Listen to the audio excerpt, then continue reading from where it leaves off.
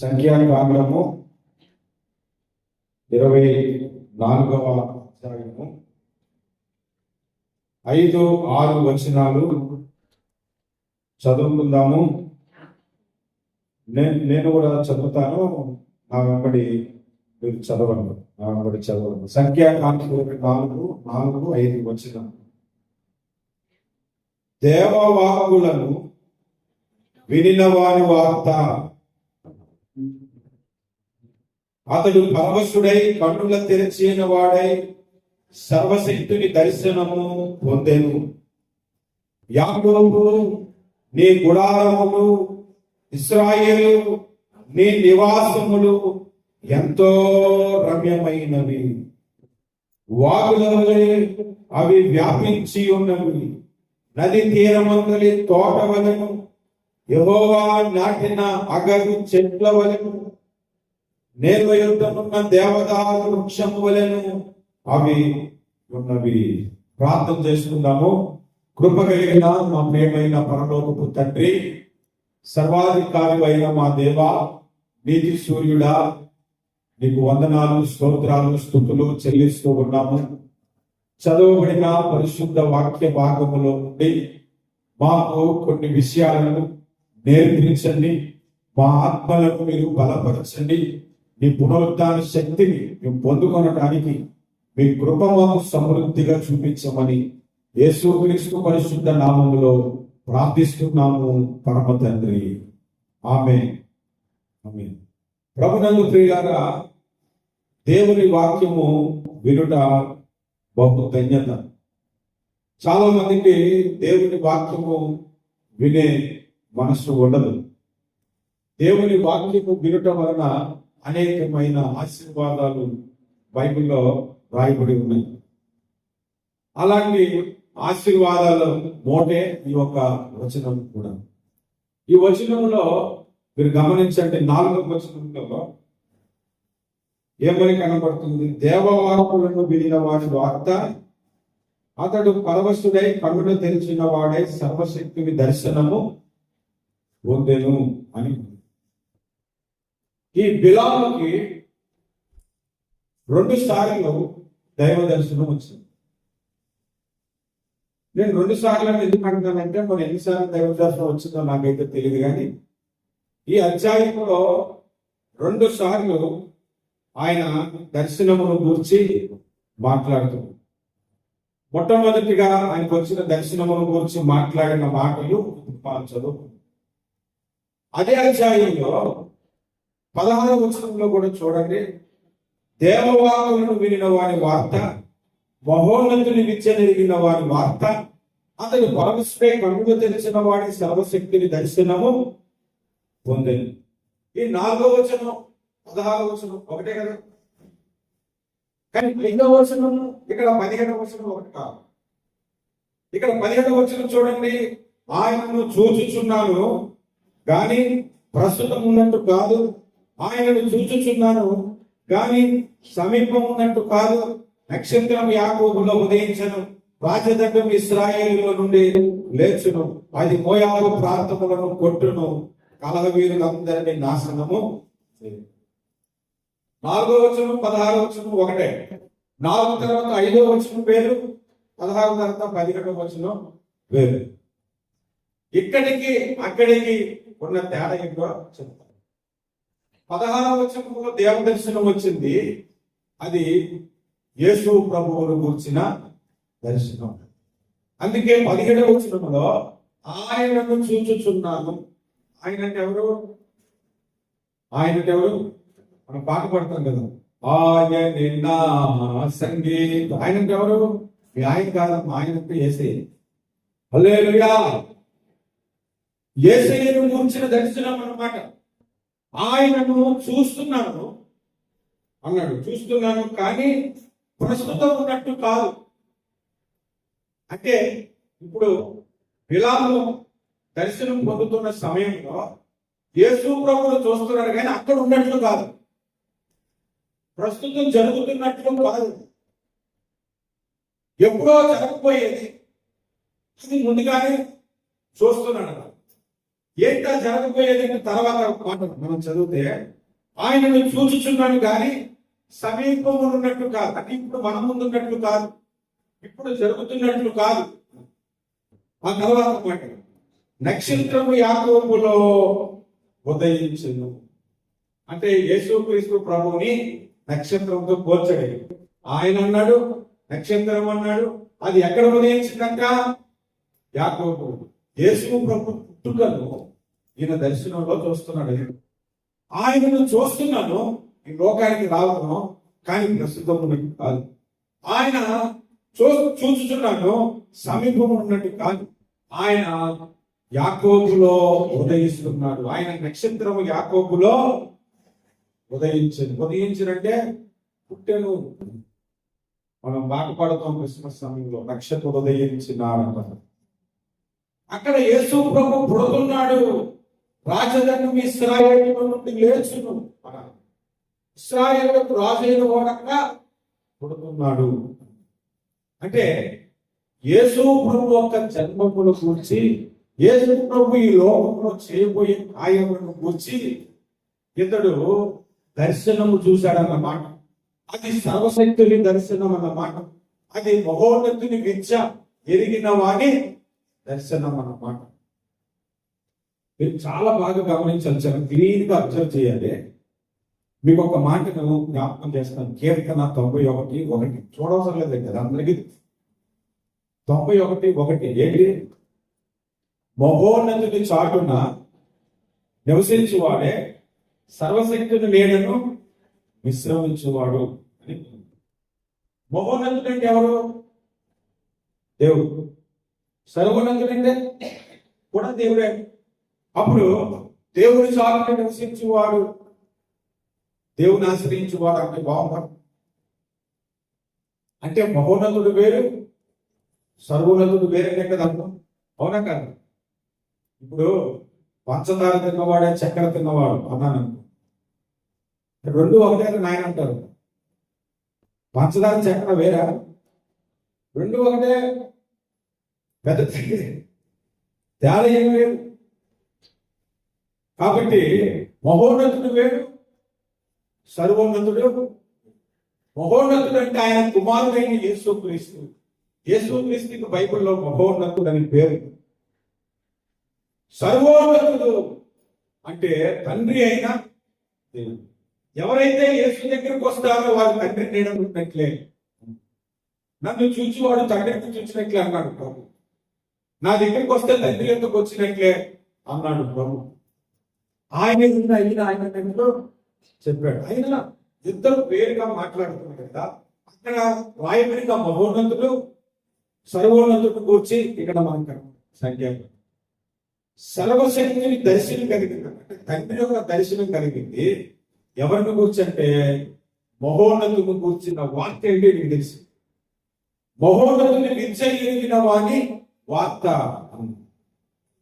చూసారా? ఆయన దర్శనంలో యేసు ప్రభు జన్మము, యేసు ప్రభు జీవితము మొదటగా చూసేసాడు. ఆయన రెండు దర్శనాలు, ఇంకొక దర్శనం ఉంది. అదే మన ధ్యానం, అదే మొదటిగా మనము చదువుకున్నాం. అది 4 తర్వాత 5వ వచనంలో మనం చూస్తే, యాకోబుని గుడారములో, ఇశ్రాయేలుని నివాసములో ఎంతో పుణ్యం ఉంది. యాకోబు అంటే ఎవరు? మన ఉదయం ఆరాధనకు వచ్చిన వాళ్ళకి చెప్పాను. యాకోబు అంటే మనమే. యాకోబు అని అంటే అర్థం ఏంటంటే ఇశ్రాయేలీయులు అని కూడా అర్థం. ఇశ్రాయేలీలు అంటే ఎవరు? మనమే. వాళ్ళు శరీర సంబంధమైన ఇశ్రాయేలీలు. పాలస్తీనాలో ఉంది ఇశ్రాయేల్ దేశం. వాళ్ళు శరీర సంబంధమైన ఇశ్రాయేలీలు, మనము ఆత్మ సంబంధమైన ఇశ్రాయేలీలు. ఎప్పుడు మనము ఆత్మ సంబంధమైన ఇశ్రాయేలుగా మాట్లాడుకుంటే రోమా పత్రిక 2వ అధ్యాయము 29వ వచనంలో, అంతరంగం ముందు యూదుడైన వాడే యూదుడు, శరీర సంబంధమైన సున్నతి కాదు. అంతరంగంలో మనకి ఎప్పుడైతే మార్పు వచ్చిందో మనము యూదులమయ్యాం, మనము ఇశ్రాయేలీలము అయ్యాము. మనం ఇశ్రాయేలీల దేవుణ్ణి ఆరాధిస్తున్నాం. హల్లెలూయా. దేవుడు మనల్ని ఇశ్రాయేలీలుగా మార్చేశాడు, మనలను ఇశ్రాయేలీలతో సమానం చేశాడు. అబ్రహాము వాగ్దానాన్ని మనకి ఇశ్రాయేలుకి ఇచ్చినట్టుగా మనకి ఇచ్చేశాడన్నమాట. ఇప్పుడు మీరు చూడండి 5వ వచనంలో ఏముంది? యాకోబు నీ నివాసములు, ఇశ్రాయేలు నీ నివాసములు ఎంతో మిమ్మల్ని. యాకోబు అంటే మనమే, ఇశ్రాయేలు అన్న మనమే. మన నివాసం ఏమిటో తెలుసా? దేవుని మందిరము. హల్లెలూయా. దేవుని మందిరమును కూర్చున్న దర్శనం ఇది. అంటే బిలాముకి 2 దర్శనం. ఒకటి యేసు జన్మము, ఆయన జీవితము, ఆయన పునరుద్ధానము, ఆయన శక్తిని గురించి ఒక దర్శనం. ఆ యేసుక్రీస్తు ప్రభువు వల్ల ఈ భూమి మీద ఏర్పాటవబోతున్నటువంటి సంఘమును కూర్చిన దర్శనము కూడా బిలాముకు కలిగింది. హల్లెలూయా. ఆ దర్శనంలో ఆయన మొట్టమొదటిగా పలుకుతున్న మాట యాకోబు, ఇశ్రాయేలు నీ నివాసములు రమ్యములు అన్నాడు. దేవునికి స్తోత్రం. సంఘం ఏంటో తెలుసండి? దేవుని నివాస స్థలము, దేవుడు నివసించు స్థలం. అనగా ఈ కోట కడితేనే దేవుడు చూడాడని కాదు అర్థము. మనం ఉంటే దేవుడు మన మధ్య ఉంటాడు అని అర్థం. మనం ఆలోచన చేసుకుని వెళ్ళిపోయిన తర్వాత దేవుడు ఇక్కడ ఆలోచన మూసుకుంటూ తిరగలేదు. దేవుడు ఇక్కడ ఉంటాడు. మనం వచ్చినప్పుడు మనతో వస్తాడు. మనం అందరం వెళ్ళిపోతున్నప్పుడు మనతో పాటు మరలా తిరిగి మన ఇళ్ళలో కూడా వచ్చేస్తాడు. అంటే సంఘము అంటే అర్థమేంటో తెలుసా? బిల్డింగ్ కాదు, మనం అందరము సంఘము అని అర్థం. దేవునికి స్తోత్రం. తిమోతి పత్రిక 3వ అధ్యాయం 15వ వచనంలో మీకు ఒక మంచి మాట అక్కడ కనబడుతుంది. జీవము గల దేవుని మందిరమునకు, అనగా జీవము గల దేవుని సంఘమునకు అని కనబడుతుంది. మందిరం అంటే అర్థం ఏంటో తెలుసా? మనమే. ఆయన భక్త సమాజం ఎక్కడైతే కలిసి కూడుకుంటుందో అది మందిరం అయిపోతుంది. అది నువ్వు ఎక్కడ కూడుకున్నా, ఆ ఉద్యోగ నగర్లో కూడుకున్నా, శరీర నగర్లో కూడుకున్నా, లేదా మీ ఇళ్లలో ప్రార్థన కోటాలకి కూడుకున్నా, అది యెహోవాకు రమ్యమైన స్థలమే. అది యెహోవా నివసించు స్థలం. ఒకనొక సందర్భంలో మోషేతో దేవుడు అన్నాడు, ఇశ్రాయేలు దగ్గర అందరి దగ్గర బంగారము, వెండిని, ఇత్తడిని పోగేసి నాకు ఒక ప్రత్యక్షపు గుడారము కట్టండి, నేను వారి మధ్య నివసించినట్లు. నిర్గమ 25:8 ఉంటున్నమాట. నేను వారి మధ్య నివసించినట్లు నాకు ఒక మందిరమును వారు కట్టాలి, నాకు ఒక ప్రత్యక్షపు గుడారమును వారు కట్టమను అని చెప్తారు. దేవుడు నివసించే స్థలమే సంఘము. అందుకే కోరాహు కుమారుడు పాట రాస్తూ ఒక అద్భుతమైన మాట చెబుతున్నారు. 84వ కీర్తన మీరు చూడండి. 84వ కీర్తన 1వ వచనం.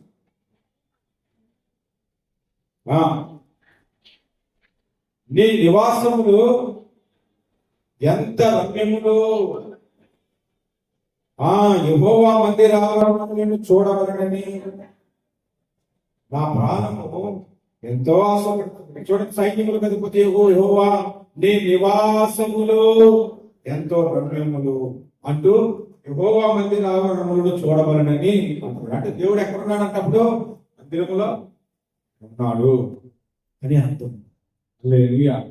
దేవుడు ఎక్కడుంటే అక్కడ అది రమ్యమైనది.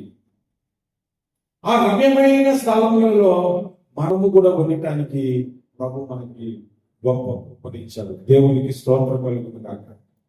హల్లెలూయా, హల్లెలూయా. మరి ఇంత రమ్యమైన ప్రాంతాలు ఎలా రావాలి? సంతోషంగా రావాలి. ఎప్పుడైనా మీ భర్తలు మీ దగ్గరికి వచ్చి సరదాగా పార్క్కి వెళ్దామంటే ఎంత హాయిగా ఉంటుందో, ఇప్పుడు భార్య అయినా భర్త కంటే అంత హాయిగా ఉంటుందో. నేను పార్క్ వెళ్ళినప్పుడు మొక్కలు పెట్టుకొని చిరాకు వెళ్తారా, సంతోషంగా వెళ్తారా మీరు? సాలే పార్క్, అదే పార్క్ అని అంటారా? పార్క్ అనగానే మొక్కలో ఆలోచన కదా. అంతకంటే ఇంకా షాపింగ్ కాంప్లెక్స్కి వెళ్తా ఉంటే ఇంకా ఆలోచన. షాపింగ్ కాంప్లెక్స్కి వెళ్ళినప్పుడు అంత ఆనందం అయితే, పార్క్ వెళ్ళినప్పుడు అంత ఆనందం అయితే, మరి యెహోవా మందిరంలోకి వచ్చినప్పుడు ఇంకెంత ఆనందం ఉండాలి మనకి, ఇంకెంత సంతోషం ఉండాలి. ఇది రమ్యమైన స్థలం.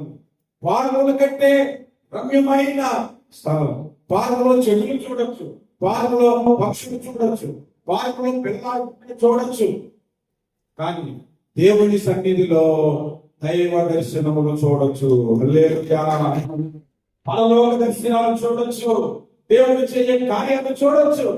కనుక ఇది రమ్యమైన స్థలము, రమ్యమైన స్థలము. ఒకసారి జనులందరూ యాకోబు దావీదు దగ్గరికి వచ్చి యెహోవా మందిరములకు వెళ్ళిదమని జనులు నాతో చెప్పినప్పుడు నేను ముఖము తిప్పుకుంటాను అన్నాడా? ఏమన్నాడు? నేను సంతోషించింది. 22వ కీర్తన 1వ వచనం. దేవుడి మందిరములకు వెళదాము అనగానే మన ముఖములు ఎలా ఉండాలంటే సంతోషించాలి, ఆనందించాలి. ఇది గొప్ప వాక్యం అనుకొని పరుగులెత్తుకొని రావడం. కొంతమంది వారి ఆనందాన్ని ఎలా కనపరుస్తారంటే 10 గంటలకి తెలిసానుకో 11 గంటలకు వచ్చి కనపరుస్తారు. కొంతమంది వారి ఆనందాన్ని ఎలా కనపరుస్తారంటే 10 గంటలకు చర్చ అయితే 9:30కే వచ్చారు. చూడండి, వాటిలోని వారి ఆనందం తెలిసింది, వారు వచ్చే సమయంలోని ఆనందం తెలిసిపోయింది. అంటే దేవుడి మందిరానికి మనం ప్రతి వారం వస్తున్నా కూడా, ఎక్కడ ప్రార్థన కూటలు పెట్టినా, ఎక్కడికి వస్తున్నా కూడా మన ఆనందం ఏంటో మనం వచ్చే స్థితిలోనే తెలిసిపోతుంది. గుంటూరులో పాస్టర్ గారు చెప్తున్నాడు.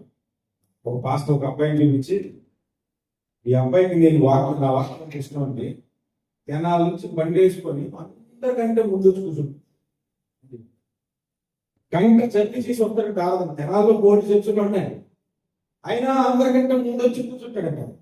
ప్రార్థన చేసుకుంటాడు. ఎప్పుడు మందిరం స్టార్ట్ అవుతుందా అని ఎదురు చూస్తాడు. అదే మందిరం ఇంకొక పక్కనే నాలుగు ప్రార్థనే కదా అనుకుంటాడు, ఇంకా పాటలు కదా అనుకుంటాడు, ఇంకా ఆరాధన కదా అనుకుంటాడు.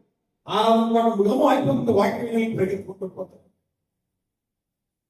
మీరు వచ్చే దాంట్లోనే మీ ఆనందం ఏంటో మీకు తెలిసిపోతుంది. దేవుని సన్నిధికి ఎలా రావాలంటే ఆనందంగా రావాలి, సంతోషంగా రావాలి. ఇది రమ్యమైన స్థలం అన్నట్లుగా మనం దేవుని సన్నిధికి రావాలి. కొంతమంది దేవుని సన్నిధికి ఎలా వస్తారంటే అనాలోచనగా వస్తారంట. నీవు దేవుని మందిరములకు పోయినప్పుడు అనాలోచనగా వెళ్ళదు అని ప్రసంగి గ్రంథంలో రాయబడి ఉంది. కొంతమంది దేవుని సన్నిధికి సంతోషంగా రాదు, ఏదో ఆలోచించుకుంటూ వస్తాడు. కొంతమంది దేవుని సన్నిధికి సినిమా పాటలు పాడుకుంటూ వచ్చిన కూడా చూశాను. ఇక్కడికి వచ్చి ప్రభు పాటలు, వచ్చే ముందు సినిమా పాటలు. దేవుని సన్నిధికి వెళ్తున్నా అంటే ఒక గొప్ప ఆనందం, అది గొప్ప సంతోషకరమైన స్థలం, అది రమ్యమైన స్థలము అని దర్శనంలో చూశారు. ఎవరు? విలాపం. మరి మనం దర్శనంలో చూస్తున్నాము? లేదు, మనం అనుభవిస్తున్నాం. దేవునికి స్తోత్రం కలుగును కాక. మనం ఆనందిస్తున్నాం. దేవునికి స్తోత్రం కలుగును కాక. ఇలాగో యాకోబు ఇశ్రాయేలీయులను ఆ ఆత్మ సంబంధమైన సంఘంలో దేవుడు నివసిస్తూ ఉండగా ఇది దర్శనములో చూసి ఆనందించాడు. మనకైతే రియాలిటీలో నుంచి దేవుడు తీసుకొని వచ్చేసాడు. దేవునికి స్తోత్రం. ఎంత ఆనందంగా చెప్పాలని మాట్లాడుతుంది. హల్లెలూయా అంటుంది.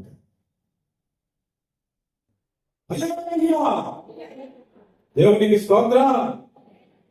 ఇది మొట్టమొదటి విషయం. ఇప్పుడు అదే వచనాన్ని మరొకసారి మనం చదువుకుందాం. దేవుడు ఇంకేం మాట్లాడతాడో మనం చూద్దాం. వాగుల వలె అవి వ్యాపించి ఉన్నవి. ఏవి? దేవుని నివాసములు. ఎలా వ్యాపించి ఉన్నవి? వాగుల వలె. ఇప్పుడు మీరు ఒక మాట గమనించారు, చెరువు వ్యాపిస్తుందా? అక్కడే నదులు, దానికి ఎన్ని కాలువలు ఇస్తే అన్ని కాలువలు. విజయవాడ నుంచి ఖమ్మం జిల్లా చాలా దూరం బండేసుకొని వస్తుంటే ఎక్కడ చూసినా ఇది కృష్ణా నీళ్ళండి, కృష్ణా నీళ్ళంట. ఇంకా గోదావరి నీళ్ళు కూడా చాలా చుట్టుపక్కల ప్రవహిస్తూనే అంటే చాలా ప్రాంతాలు గోదావరి బ్రిడ్జ్ అంటే ఇది కూడా గోదావరి బ్రిడ్జే, రాజమండ్రి నుండి కూడా గోదావరి బ్రిడ్జ్ అక్కడే కనుక్కునేవాడు. ఆ నది బాయిలే వీడిపోయి వాగులుగా ప్రవహిస్తూ ఉంటారు. వాగుల వలె విస్తరించును అని అంటే వాగు దేనికి సాదృశ్యము? విస్తరించటానికి సాదృశ్యము అని అర్థం కదా. ఈ వాగుకి ఇంకొక అర్థం కూడా ఉంది. బైబిల్ చెట్టు మీరు బైబిల్ చూడండి, న్యాయాధిపతుల గ్రంథము 6వ అధ్యాయము 1-2 వచనాలు ఒకటి చదవండి. ఇశ్రాయేలీయులు యెహోవా దృష్టికి దోషులైనందున యెహోవా 7 ఏళ్ళు వారిని మిద్యానీయులకు అప్పగించి మిద్యానీయులచే ఇశ్రాయేలీయుల మీద వారు మిద్యానీయులతో ఇశ్రాయేలీయులు నిలవలేక కొండలలో ఉన్న వాగుల దగ్గరికి అక్కడ దాక్కున్నారు. అంటే వాగులు దేనికి పనికొస్తాయి? దాక్కోవడానికి పనికొస్తాయి. అవునా కాదు? మీరు మొదటి రాజుల గ్రంథం 17వ అధ్యాయము 3వ వచనంలో చూడండి. దేవుడు అంటాడు ఏలియాకి, నీవు కేదీతు వాగు దగ్గరికి వెళ్ళి అక్కడ దాగి ఉండుము. ఎందుకు దాగి ఉండమన్నాడు ఏలియాని తెలుసా మీకు? ఏలియా దానికి ముందు ఒక ప్రవచనం చెప్పాడు రాజు దగ్గరికి వెళ్ళి, ఈ సంవత్సరం నా మాట కాక వర్షమైనను మంచి అయినను కురవదు అన్నాడు. వర్షాలు పడలేదు, మంచు పడలేదు, పంటలు లేదు, తినడానికి తిండి లేదు. ఆటోమేటిక్ గా ఎవరి మీద కోపం వస్తుంది? అప్పుడు ఏలియా మీద కోపం వస్తుంది. ఇతను ప్రవచించాడు, ఎవడైనా ఆశీర్వాదం ప్రవచిస్తాడు. ఈయన ఇలా ప్రవచించాడు, ఈయన వల్ల మనకి ఎంత వచ్చింది? చంపబడి రాజు అంటాడు. రాజుల పట్ల సైన్యం వచ్చి ఆయన చంపే అవకాశం ఉంది కాబట్టి దేవుడు అన్నాడు, ప్రవచించడం అయిపోయింది కానీ ఇప్పుడు నువ్వు పోయి దాగు. అంటే వాగులు మనము దాగుకునే స్థలము అని. వాగులు విస్తరిస్తాయి అనేది కూడా వాస్తవం. ఇప్పుడు చూడండి, దేవుని నివాస స్థలం ఏది? సంఘము. సంఘము విస్తరించాలా లేదా? ఇది మనం నేర్చుకోవాల్సిన రెండవ పాయింట్ ఏంటంటే సంఘము విస్తరించాలి. దేవునికి స్తోత్రం. దేవుని వాక్యం అంటే అపోస్తలుల కార్యాలు రాయబడింది, బహుగా విస్తరించిందంట. దేవుని సంఘం ఎక్కడ ప్రారంభమైందండి? తక్కువ చెప్పండి ఒక మాట. ఎక్కడ ప్రారంభమైంది? ఏ దేశంలో ప్రారంభమైంది? జెరూసలేము. జెరూసలేములో ఎక్కడి నుంచి ప్రారంభమైంది చెప్పండి. నేను మేడగది మీద 120 మంది ప్రార్థనకు కూడుకున్న అపోస్తలుల కార్యాలు 2వ అధ్యాయం పరిశుద్ధాత్మ వారి మీద కుమ్మరింపబడింది. అక్కడ ప్రారంభమైన సంఘము ఎక్కడ దాకా విస్తరించింది? భూమి దిగంతముల వరకు. ఈరోజు కర్నూలులో ఒక చర్చ్ ఉందంటే ఇక్కడికి విస్తరించింది. ఇక్కడ ఒకటేంటండి, బోర్డు చర్చ్ కనబడుతుంది దానిలో కోసం. ఇక మా గుంటూరు వచ్చారనుకోండి, వీధిలో 5-6 చర్చలు, వీధిలోనే 5-6 చర్చలు. విశ్వాసం సంగతి అలా ఉంటుంది, పాస్టర్లు ఎక్కువ ఉంటారు విశ్వాసం. ఎలా విస్తరించింది? భూమి దిగంతముల వరకు. అమెరికా క్రిస్టియన్ కంట్రీ కాదు, కానీ అమెరికాని క్రిస్టియన్ కంట్రీగా మారింది. ఆస్ట్రేలియాలో చర్చలు ఉన్నాయి, న్యూజిలాండ్ లో చర్చలు ఉన్నాయి, సింగపూర్ ఒక ఐలాండ్ అండి, మొత్తం కలిపితే 70 కిలోమీటర్లు, 5,000 చర్చలు. 70 కిలోమీటర్లో 5,000 చర్చలు ఉన్నాయి. తెలుగు చర్చలు, ఇంగ్లీష్ చర్చలు, తమిళ చర్చలు, ఫిలిపీన్స్ చర్చెస్, చైనీస్ చర్చెస్ అన్ని కలిపితే 5,000 చర్చలు ఉంటాయి. ఎలా విస్తరించింది? మీ సంఘం కూడా ఇంకా విస్తరించాలి, ఇంకా బ్రాంచ్లుగా విస్తరించాలి. ఇది ఆల్రెడీ దర్శనంలో బిలాము చూశాడు. ఆ దర్శన నెరవేర్పు కొరకు మనం ప్రార్థన చేయాలి. హల్లెలూయా. విస్తరిస్తూనే ఉండాలి. మనము ఒకరి నుండి ఒకరికి వాక్యాన్ని పంచుకోవాలి. సంఘాలు ఇంకా కట్టబడాలి. జాన్ సిరెల్లో గారు వారి తండ్రి గారి దర్శనాన్ని చెప్పారు, వారి దర్శనాన్ని కూడా నాకు చెప్పాడు. 100 చర్చులు లిటరల్ గా బిల్ చేయాలయ్యా, మా మెయిన్ బ్రాంచ్ కి 3,000 మంది ఆరాధకులు రావాలి. ఎందుకండి? దేవుని సంఘము విస్తరించారు. యేసు ప్రభు ఒక ఉపమానం చెప్పాడు ఏంటంటే, ఆవగింజ విత్తనములన్నింటిలో చిన్నదే, కానీ అది పెరిగి పెద్దదైన తర్వాత కూర మొక్కలన్నింటిలో పెద్దదై ఆకాశ పక్షులు వచ్చి వాగును అన్నాడు. ఆ ఉపమానం ఎందుకు చెప్పాడు, దేని కొరకు చెప్పాడు తెలుసా మీకు? పరలోక రాజ్యం అలా గుణం అంటే సంఘము ఎలా ప్రారంభమవుతుందో, ఆయన వచ్చే సమయానికి భూమి మీదకి రెండవసారికి సంఘం ఎంతగా విస్తరిస్తుందో ఉపమానంలో చెప్పాడు. అంటే యెరూషలేములో మేడ మీద ఆవగింజతో ప్రారంభమైన సంఘము ఈనాడు క్రైస్తవ సమాజాన్ని పోగేస్తే ఎంత అవుతారో తెలుసా? భూమి మీద జనసంఖ్యలో, మత సంఖ్యలో నెంబర్ 1 స్థానంలో క్రైస్తవ్యం ఉంది. హల్లెలూయా, హల్లెలూయా. నా దగ్గర ఒక అన్నిటి మాట్లాడుతున్నాను, భూమి మీద ఎక్కువగా ఉన్న జనాలు ఎవరంటే మనమే, మన భారతీయులే అన్నాను. నేను అన్నాను, భారతదేశంలో ఎక్కువ జనాభా ఉన్నారు, చైనాలో ఎక్కువ జనాభా ఉన్నారు, రష్యాలో ఎక్కువ జనాభా ఉన్నారు అని అలా కాదు. ఎక్కువగా ఏ దేవుడిని ఆరాధించే వాళ్ళు భూమి మీద ఉన్నారు నువ్వు లెక్కేసుకో. అలాగా ఆలోచించి నా యేసు నిజమైన దేవుడిని నీకు అర్థమైపోతాను. నిజమే కదా? మన దగ్గర ఎంతమంది ఉన్నారు?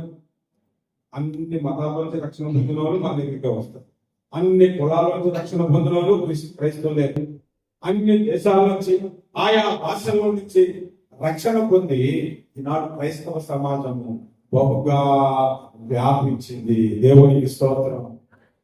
ఇది దర్శనంలో చెప్పాడు, అప్పటికి ఇంకా జరగలేదు, అప్పటికి ఇంకా సంఘము ప్రారంభం కాలేదు. ఆ దర్శనము ఉంది కాబట్టి ఆ దర్శనము కూడా నాకే అనుకుంటే, ఆ దర్శనము కూడా నేను స్వతంత్రించుకోవాలి అనుకుంటే మీ సంఘం కూడా బహుగా విస్తరిస్తుంది. హల్లెలూయా, హల్లెలూయా. ఎప్పుడైనా ఇలా ప్రార్థన చేశారా? ప్రభువా, పిలాతును మీరు దర్శించారు, మీ వార్తను తెలియజేశారు, సంఘము విస్తరించబడుతుందని. మా ద్వారా కూడా ఈ సంఘాన్ని, ఈ బెరాగా మినిస్ట్రీస్ ని మీరు బహుగా విస్తరింపచేయండి, మా సేవకులని అని ప్రార్థన చేయండి. మీరు ప్రార్థన చేశారు కాబట్టి ఈ రోజు మీ ఐక్యత 3 జరగబోయేది. దేవునికి స్తోత్రం. హల్లెలూయా. విస్తరించండి. నేను నా ప్రేయర్ లైట్ స్టార్ట్ చేశానంటే ఒక వీధి లైట్ కింద ఒకే ఒక లైట్ కిందన ఇద్దరితో ప్రారంభించాను ప్రేయర్ 1998 రోడ్డు పక్కన ప్రార్థన చేసుకుంటారు ఎక్కడ అనుకున్నాను అందరూ. దేవుడు దాన్ని ఆశీర్వదించాడు. ఒకే ఒక సంవత్సరం 2 సంవత్సరాల్లో 80 మంది వచ్చేవారు ఆరాధన రోడ్డు పక్కనే. అప్పుడు ఎప్పుడో నేను చెప్పాను, వాక్యం చెప్పేటప్పుడు, దేవుడు ఈ 80 మంది దగ్గర నన్ను అయితే వచ్చాడు, ఒక రోజు నన్ను ప్రపంచానికి పరిచయం చేస్తారన్నాను. 16 దేశాలకు దేవుడు పంపిస్తాడు, 10 రాష్ట్రాల్లో వాక్యం. ఇప్పటికి దాదాపుగా 400 సభల్లో, పబ్లిక్ సభల్లో వాక్యం. ఎక్కడ స్టార్ట్ అయింది నా పరిచర్య? ఎలా విస్తరించాడు? ఇక్కడ ఉన్న ప్రతి ఒక్కరిని కూడా దేవుడు విస్తరింపజేసే దేవుడే. హల్లెలూయా. ఈ దర్శనాన్ని మనము స్వతంత్రించు. పిల్లలకి దేవుడు ఆ దర్శనం ఇచ్చాడు, ఆ దర్శనాన్ని మనము స్వతంత్రించు. ఇంకా చదువుదాము అదే వచ్చిందాన్ని మీరు చూడండి. నది తీయమంటలి తోటల వలెను, యెహోవా నాటిన చెట్ల వలెను. చూడండి, నది తీరమును అని అంటున్నాను. నది అంటే ఏంటో తెలుసండి? బైబిల్లో ధనాత్మీయ అర్థం చెప్తున్నాను. నేను వాగులంటే చెప్పాను కదా. నది అంటే పరిశుద్ధాత్మ. యోహాను సువార్త 7:38 నా యందు విశ్వాసం ఉంచువాడు వాడి కడుపు నుండి జీవ జల నదులు ప్రవహించునని ఆయన బిగ్గరగా చెప్పాడు. ఎందుకు చెప్పాడు? 39 చదివితే మీరందరూ పొందుకోబోవు ఆత్మను కూర్చి ఆయన ప్రవచించి చెప్పాను. ఇప్పుడు చెప్పండి, నది అంటే ఏంటి? పరిశుద్ధాత్మ. పరిశుద్ధాత్మ. ఒక నది ఉంటే ఎంత మేలు తెలుసండి మనకు. నది ఉంటే ఎంత మేలు అంటే ఆ ఊళ్ళు ఒక రాష్ట్రం మొత్తానికి ఒక నది వలన తాగటానికి నీళ్లు ఉంటాయి, స్నానం చేయడానికి నీళ్లు ఉంటాయి, ఆ పనులు ఈ పనులు చేసుకోవడానికి నీళ్లు ఉంటాయి. నీళ్లు లేకపోతే ఎంత ఇబ్బంది అయిపోతుంది. కరెంట్ లేకపోయినా పర్వాలేదు, నీళ్లు రాకపోతే ఎంత ఇబ్బంది. అంటే ఒక నది వలన కొన్ని లక్షల కుటుంబాలు బ్రతుకుతాయి. అదే నది వలన పొలాలు పండుతున్నాయి, అదే నది వలన చేపలు వస్తున్నాయి, నది వలన ఎన్ని ఉపయోగాలు ఉన్నాయి. ఒక్క నది వలన మన దేశాన్ని సస్యశ్యామలమైన దేశం అన్నారు. ఎందుకంటే 8 నదులు ఉన్నాయి. సింగపూర్లో ఒక్క నది కూడా లేదు, వాళ్ళకి నీళ్లు లేవు. అందుకే మలేషియా దగ్గర నీళ్లు కొనుక్కో. మా ఇంట్లో మేము వాటర్ వాడడం చూసండి. ఇక్కడ ఇండియాకి వచ్చాక కొంతమంది ఇళ్ళలో నేను చూస్తాను, ట్యాప్ చేసి ఏంటి మాట్లాడుకుంటాడు, కలుపుకొని బ్రష్ చేసుకుంటాడు, కట్టచ్చు కదా, అలా పోతూనే ఉంటాడు, చూస్తూ ఉంటాడు మా బ్రష్ చేసి. సింగపూర్లో మేము అద్దెకున్న ఇంట్లోని ఆవిడ మాకు ఏం చెప్పింది అనుకో, వాటర్ ఓపెన్ చేయడానికి నైట్ తిరుగుతుంది. అందుకని ట్యాప్ ఫుల్గా అయిపోతుంది, సన్నటి లీక్ అవుతుంది, దారితో చూసావా అలాగే ఎక్కువ మంది బకెట్ నిండుతుంది అంటే అలాగే ఉంటే మేడం తిరగదు. అలాగే నువ్వు స్నానానికి వెళ్ళాలనుకుంటే దాన్ని ఓపెన్ చేసుకొని అది నిండిద్దరు చూసుకొని అప్పుడు స్నానం చేయాలి. సింగపూర్ అంటే ఒక భలే ఉందనుకుంటున్నారా? ఎందుకంటే బిల్లు ఎక్కువ వచ్చారు, కరెంటు బిల్లు కంటే వాటర్ బిల్లు ఎక్కువ. మలేషియా దగ్గర నుంచి వాటర్ కొనుక్కుంటారు, వాళ్ళకి చెరువులు లేవు, చుట్టూ సముద్రం ఇట్లాంటిది. నీళ్ళ వల్ల ఎంత లాభం అంటే సింగపూర్లో ఒక్క పంట కూడా పంటదు, ఎందుకంటే చెరువులు లేవు, నదులు లేవు. అన్ని బిల్లుతో సహా పక్క నుంచి కొనుక్కోవడమే, బియ్యం అన్ని పక్క దేశాల నుంచి కొనుక్కోవడమే. మలేషియా నుంచి కొనుక్కుంటారు, ఆస్ట్రేలియా నుంచి కొనుక్కుంటారు, ఇండియా నుంచి. మన దేశము అన్నదాత అన్నాం, అన్నపూర్ణ అన్నాం. ఎందుకంటే మనం తినగా మిగిలిన ఇతర దేశాలకి రైస్ అనుకున్నాం, అంతగా పండటానికి కారణం నదులు. అలాంటిది నదితో పరిశుద్ధాత్మ దేవుడిని కోర్చారు. ఒక నది నీలో ప్రవహిస్తుంది, ఎంత మందికి ఆశీర్వాదకరంగా ఉంటావు, ఎన్ని వేల మందికి నీవు ఆశీర్వాదకరంగా ఉంటావో ఆలోచించుకోండి. అవునంటారు కాదు కదా. పిఎం శామ్యూల్ గారు ఆయన వచ్చి పరిచయం స్టార్ట్ చేస్తే పెంతుకోస్తు సంఘాలు 1 లక్షలు వచ్చింది. ముంగుమూరు దేవదాసయ్య గారు ఆయన దర్శనం పొందుకొని సంఘాన్ని స్టార్ట్ చేస్తే బైబిల్ మిషన్ సంఘాలు విస్తారంగా వచ్చాయి. లోదరన్ గారు దేవుని దర్శనం పొందుకొని సంఘాలు స్టార్ట్ చేస్తే ప్రపంచమంతా లోదరన్ చర్చెస్ ఉన్నాయి, బ్రదరన్ చర్చెస్ ఉన్నాయి భక్తి సింగారి ద్వారా. ఏసన్న గారు ఎక్కడ ఓసన్న మందిరాలు కనబడుతున్నాయి. ప్రభుదాసయ్య గారి దర్శనం వచ్చింది కాబట్టి 4 సంఘాలు మీరు ఒకే రోజు 4-5 చోట్ల ఆరాధనలు జరుపుకోగలుగుతున్నారు. మీరు కూడా ఆ పరిశుద్ధాత్మ చేత నింపబడి సంఘాన్ని విస్తరింపజేయగలరు. హల్లెలూయా. కొంతమందికి పరిశుద్ధాత్మ పొందుకోవడం అంటే అప్పటికప్పుడు స్వస్థతల కొరకే అనుకుంటాను. పరిశుద్ధాత్మను పొందుకోవడం అంటే నేను కూడా భాష మాట్లాడితే ఎదుటి నన్ను చూసాబా నేను గొప్ప భక్తులను అనిపించుకోవడానికి పొందుకోవడానికి. పరిశుద్ధాత్మను ఎందుకు పొందుకోవాలో అపోస్తలుల కార్యాలను మొదటి అధ్యాయం 8వ వచనంలో చెప్పాడు. పైనుండి ఆత్మ మీదకి దిగి వచ్చినప్పుడు మీరు శక్తులు భూమి దిగంతముల వరకు మీరు నాకు సాక్షులై జీవించగలరు. యేసు ప్రభువు యెషయా గ్రంథము తెరిచి చదువుతున్నప్పుడు ఆయన అభిషేకము నా మీద నిలిచి ఉన్నది, ఎందుకంటే పేదలకు సువార్త ప్రకటించడానికి నిన్ను సాక్షిగా ఉంచాలన్న, సువార్త ప్రకటించేలాగా చేయాలన్న, అనేకులకు ఆశీర్వాదకరంగా నిన్ను చేయాలన్నా నీవు కలిగి ఉండాల్సింది పరిశుద్ధాత్మ. పరిశుద్ధాత్మ అభిషేకం నీ మీద ఉండాలి. పరిశుద్ధాత్మ ధైర్యము చేత నీవు అభిషేకించబడాలి. ఇందాక మీరు ప్రార్థనకు వస్తున్నప్పుడు మీ అవసరం ఏదైనా నాకు నష్టం పరిశుద్ధాత్మ చేత మీరు నింపబడాలి అనే ప్రార్థన చేస్తుంది. ఎందుకంటే అన్ని ఆశీర్వాదాలకు మూలమని, ఆత్మ సంబంధమైన ప్రతి ఆశీర్వాదకు మూలము పరిశుద్ధాత్మ దేవుడు. కనుక నది వలె, అది నది తీరం వంటి తోటల వలె, యెహోవా నాటిన అగరు చెట్ల వలె విస్తరించునుగా. ఇంకొక మాట అక్కడ మనకు కనబడుతుంది. ఏ చెట్టు అంటే అగరు చెట్టు. అగరు చెట్టు అంటే ఏంటి? మీరు పరమగీతము తీసి చూడండి. పరమగీతంలో 4:14 కనబడుతుంది. తర్వాత కీర్తన 45:8 మీరు చూడొచ్చు. సామెతలు 7:17 కూడా మీరు చూడొచ్చు. అగరు చెట్టు అంట విస్తారమైన సువాసన ఇస్తుంది. ఆ ఒక చెట్టు ఎంత వాసన, ఎంత సువాసన ఇస్తుందో. సువాసన దేనికి సాదృశ్యం తెలుసా మీకు? సాక్ష్యమునకు సాదృశ్యం, ప్రేమకు సాదృశ్యం. సువాసన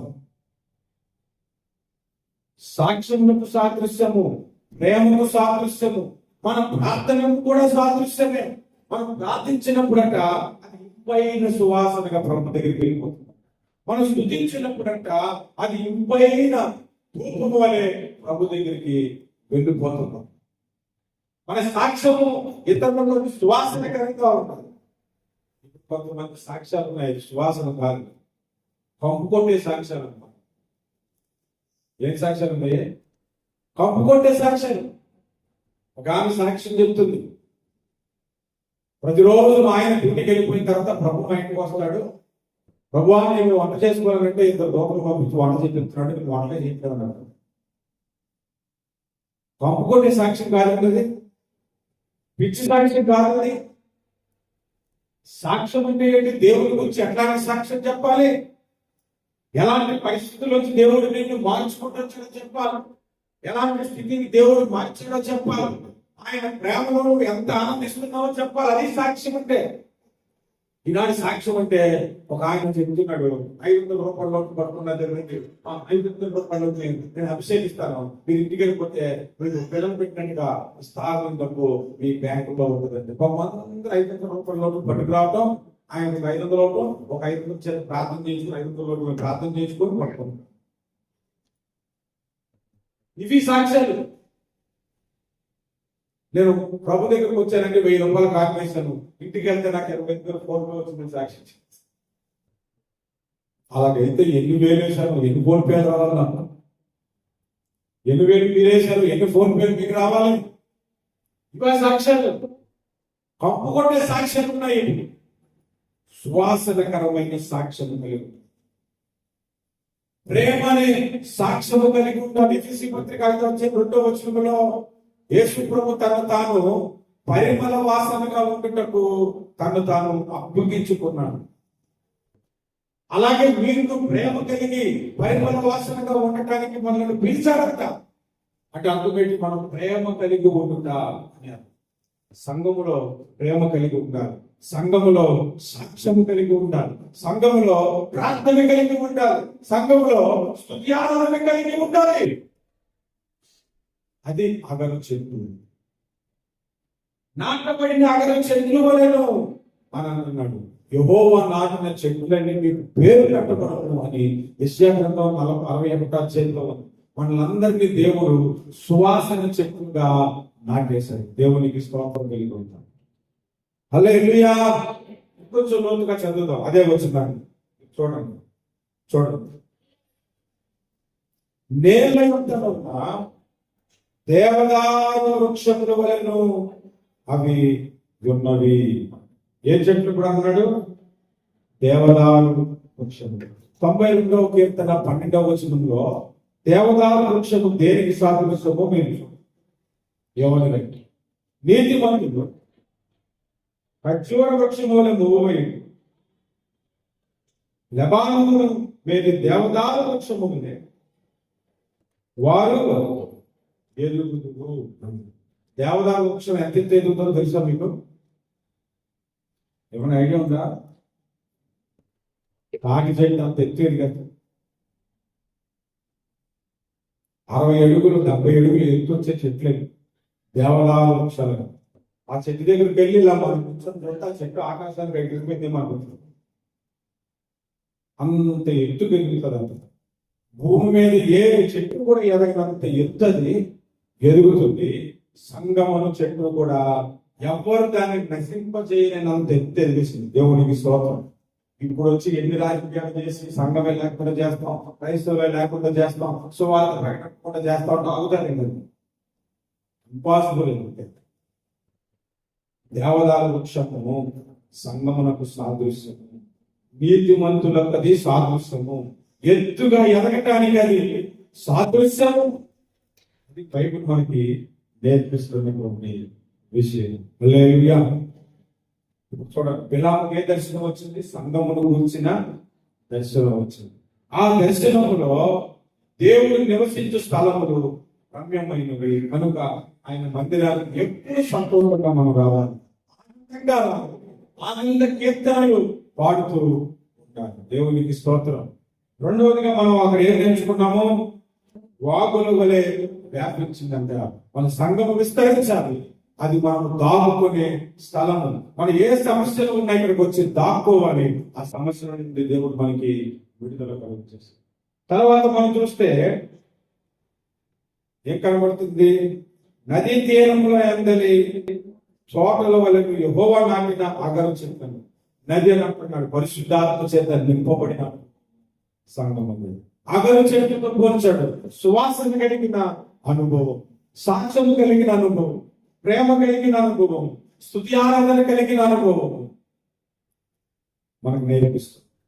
చివరిగా దేవదారు వృక్షంతో మాట్లాడుతున్నాడు.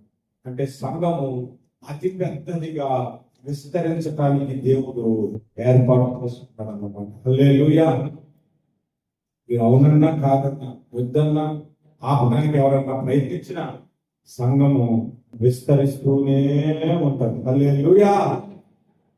కనుక చివరిగా మీరు ప్రార్థన ఏం చేసుకుని వెళ్తారంటే, అబ్బా ఇంకా ఏ ఏ దేశాల్లో సంఘాలు ఉందో ఆ దేశాల్లో సంఘాలు ఉంది. ఇంకా ఏ ఏ రాష్ట్రాల్లో క్రైస్తవ సమాజాలు కట్టబడలేదో ఆ రాష్ట్రాల్లో మందిరాలు కట్టబడుతున్నారు. థాయిలాండ్ అనే ఒక దేశం ఉందండి, క్రిస్టియన్స్ 1% కూడా లేదు. మన ఆంధ్ర, తెలంగాణ, కేరళ, తమిళనాడు, తర్వాత కర్ణాటక, ఈ 5 రాష్ట్రాలు ఉన్నాయి కదా, సౌత్ ఇండియా అంటారు. ఈ 5 రాష్ట్రాల్లో మీరు బస్సుల మీద వెళ్ళండి, ట్రైన్ల మీద వెళ్ళండి, అక్కడక్కడ సిలువ గుర్తులు కనబడితే దేవుని వాక్యం కనబడతాం. నార్త్ ఇండియా మీరు వెళ్ళారనుకోండి, రాజస్థాన్, తర్వాత గుజరాత్ పర్లేదు ప్రభు నమ్ముకున్నాం. చాలా నార్త్ ఇండియా రాష్ట్రాల్లో గంటలు ప్రయాణం చేసిన ఒక్క చర్చ్ కూడా నమ్ముతాం. మరి అక్కడ మందిరాలు కట్టబడాలి, విస్తరించాలనే ప్రార్థన మనకుందా? మనం ప్రార్థన చేయాలి. ఇంకా ఇక్కడ కూడా ఎక్కడెక్కడ మందిరాలు లేని స్థలాలు ఉన్నాయో అక్కడ మందిరాలు కట్టబడాలని ప్రార్థన చేయాలి. ఇప్పటికీ మన ఇండియాలో ఒక్క చర్చి కూడా లేని ఒక రాష్ట్రం ఉన్నట్టు, జమ్మూ కాశ్మీర్. ఒక్క చర్చి కూడా లేదక్కడ. ఎవరైనా ఎదురు ఆరాధన చేసుకోవటం, అక్కడ కూడా దేవుడు మందిరం కట్టబడును కాక, ఉగ్రవాదులు అనేకులు మార్పులు కాక సంఘాన్ని దేవుడు విస్తరిస్తాడు. మనకి ఆల్రెడీ సంఘం గురించి ఒక దర్శనాన్ని మనకి ఇచ్చాడు. ఆ దర్శనం పట్టుకొని మనం ప్రార్థన చేయాలి. ఇది దేవుడు మనకు అనుగ్రహిస్తున్న ఈ పునరుద్ధాన వర్తమానం. కనుక మన నివాస స్థలములు విస్తరిస్తున్నాయి, వాగుల వలె విస్తరిస్తున్నాయి, వ్యాపిస్తూ ఉన్నాయి. అగరు చెట్ల వలె సువాసన కలిగి జీవిస్తూ ఉన్నట్లుగా మన సంఘం వర్తిల్లుగా అక్కడికి ప్రార్థన చేసుకున్నాం. ఈ బెరాక మందిరాన్ని దేవుడు బహుగా త్వరలోనే హెచ్చించునుగాక. రాష్ట్రాలలో ఇతర దేశాల్లో కూడా దేవుడు మందిరాలు కట్టడానికి ప్రభుదాసయ్య గారి దర్శనాన్ని దేవుడు తీసుకెళ్ళును గాక. ప్రార్థన చేసుకుందాం. అందరూ లేచి నిలుచునండి. మనం ఈ వాక్యానికి అనుగుణంగా ప్రార్థన చేద్దాము. దేవుడు ఈ సంఘాన్ని విస్తరించేటట్లు ప్రభు సన్నిధిలో మొరపెడదాము. తల్లిగారు ఈ వాక్య ఫలితం కొరకు ప్రార్థన నడిపిస్తారు. Please subscribe to our channel, press the notification button and like our videos. Thank you for watching.